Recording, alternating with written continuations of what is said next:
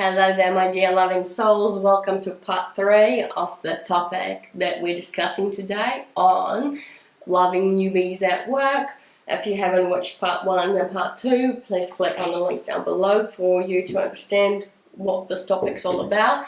But part 3 is all about getting some messages from the spirit world, our angels and archangels and all the other beautiful spirit beings that are presiding over this particular topic. What is it that they've got to say? And look, I've got these two in front of me, the intuition deck, and this funny book I found in my bookshelf, bottoms up, which has, it's all about a cheeky look at life. It's got some images of animals and like a little funky quote. So I'm kind of drawn to that, so I'm going to do that.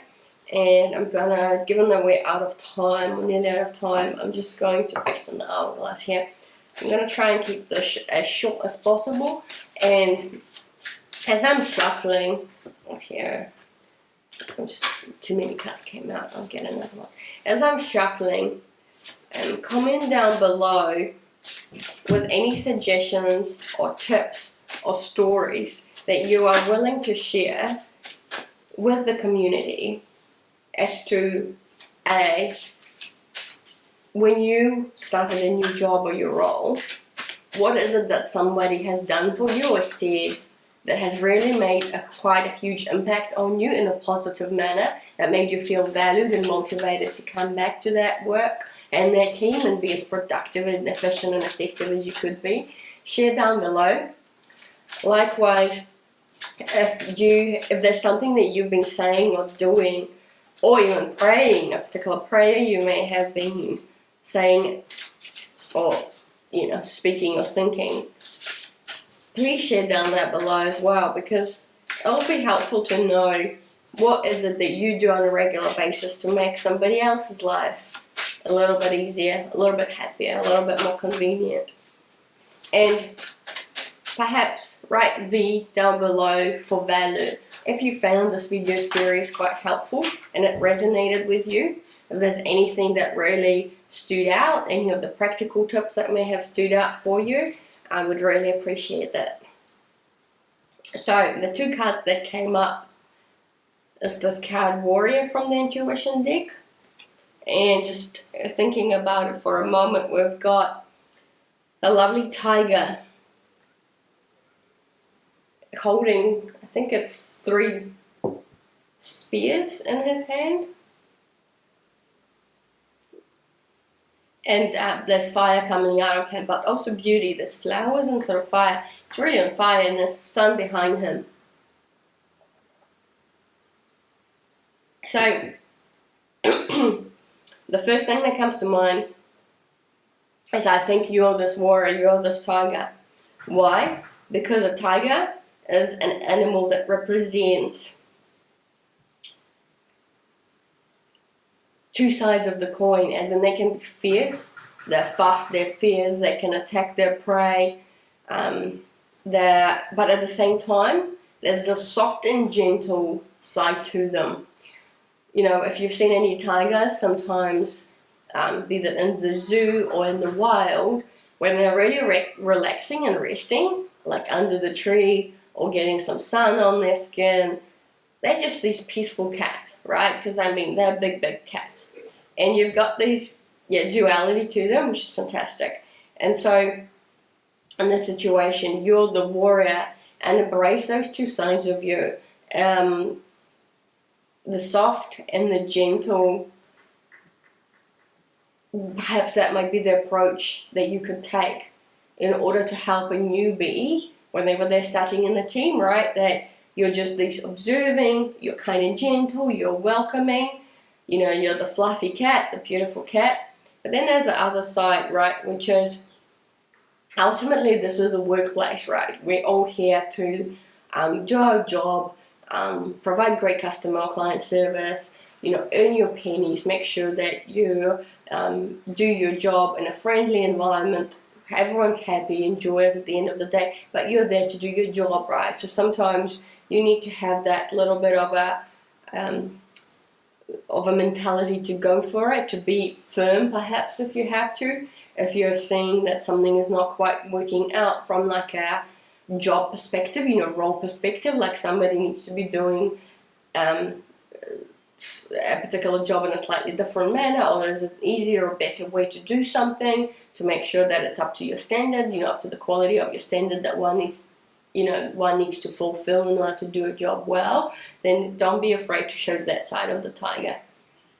They're soft and gentle, but they have this arrows in their hand that they need to use sometimes to their advantage to make sure that everything aligns and everything works in the most perfect way to get that victory, to get that win. I might just grab a message from the Spirit Guidebook just to see what it says, to see if it gives us any other thoughts and suggestions. So, strength and courage are within you. To be a warrior is to venture past the fear you hold. To be a warrior, you need to be able to push yourself into zones of discomfort to do difficult things. Pushing your boundaries allows you to understand how far you can go. Through our struggles, we begin to understand ourselves more deeply. They help us to understand what we can really achieve. To be a warrior is to be courageous, to stand up for what you believe in, to speak your truth. It means not backing down even if you're all alone. To be a warrior is to face your fears. These fears are often the signs for the path you must take. You can do this. You're strong and courageous. Don't let anything hold you back from achieving your dreams. The signs are strength, courage, discomfort, achievements, and rebel. And I think this is a lovely message, and it sort of resonates to me with one of the tips we're discussing in part 2, which is all about that speaking, love, communication, right? To show proactivity sometimes at approaching the newbie at your workplace in order to be that lending hand, ask what help they might need, say a word of encouragement or welcome and support. And yes, that might mean that you need to be the courageous one or the strong one, to put yourself in an uncomfortable position if you don't usually like approaching somebody that you don't know of. So put yourself in that courageous spot, and you will actually address perhaps a fear of your own. Perhaps you have a little bit of anxiety, approaching somebody new, and you'll see how you being able to show that wisdom or being the proactive person, lending a helping hand, I'm sure will be sending a lot of positive vibes, perhaps even a smile to that newbie, and they would really appreciate it.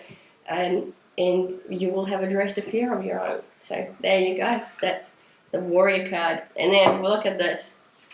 I can't make this up. But the other card that came up is the give and receive energy from that we discussed in part 1 during the universal laws. It was one of the first ones, I think, universal laws that I discussed. We've got this lovely image of a flower that's blooming and it's unfolding. Got a lovely symbol of a dragon, a golden dragon going up. And I'm not going to be discussing anymore, just in the interest of time, about the give and receive, because part 1 I talked about give and receive in part 1. But let's read the message out from the book. And the message is, remember to be generous. Giving flows back in many wonderful ways. It's a gentle back and forth movement of beautiful energy. Success and prosperity are welcomed in when we give and receive. You also must make space to receive, to allow others to pass this energy to you. Do not block that beautiful energy from returning by not allowing others to experience the joy of giving to you. Partake in the back and forth movement of love energy. Do not deny others of this giving energy, and do not deny yourself of this energy. This is a time to give thanks and to be generous. Sit for a moment and enjoy all you have in this moment. And the signs are giving, receiving, helping, luck, and good fortune. Look at that, and I think that's a wonderful addition to the messages that I relayed, especially during part 1, in terms of the give and receive, that flow, and why it's a thing in the universe. And I'm not going to say anything other than that. Very much, if you're still wondering, why would you bother helping somebody? Why would you help a newbie at work? Well, give and receive is a big one.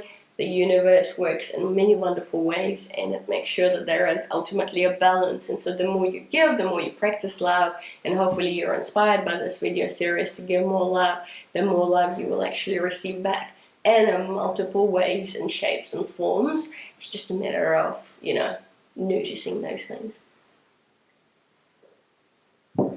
And look, the last thing I want to do is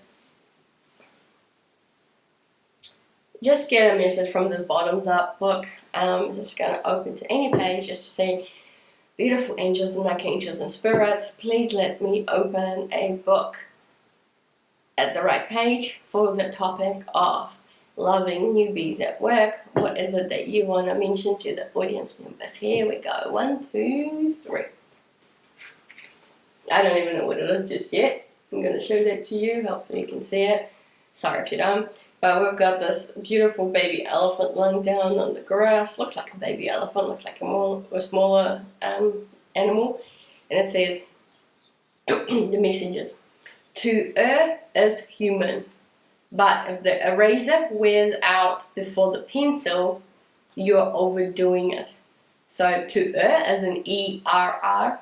To err is human, but if the eraser wears out before the pencil, you're overdoing it. And so the first message that comes to being is, mistakes, making errors, all of that is all part of being a human being, right? It's okay to make mistakes. There's a reason why we keep going and going and going, doing the same thing over and over and over again, because ultimately and hopefully there's progress, right? Next time you will have learned something from the previous experience. That's all part of your learning and development, and it's very applicable obviously in a workplace context. When you are starting to do something for the first time, you will make mistakes, you will make errors, and obviously the newbies at workplace will be undertaking a lot of new activities, new challenges, new obstacles will be thrown their way. People making new connections, meeting new people. There'll be a lot of difficulties through that perhaps. So do not hesitate to practice love in multiple ways. We've talked about some suggestions in part 2. Maybe you might be even willing to read some of the comments to see if that might inspire you to help a newbie at work and perhaps thereby minimize the risks of making further errors, or that person making errors or mistakes at their workplace.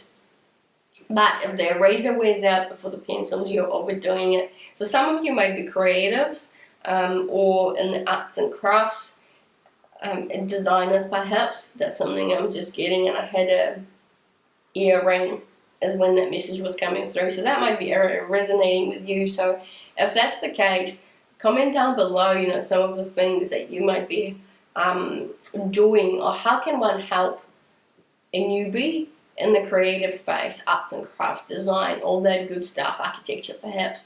How can one help a newbie in that environment?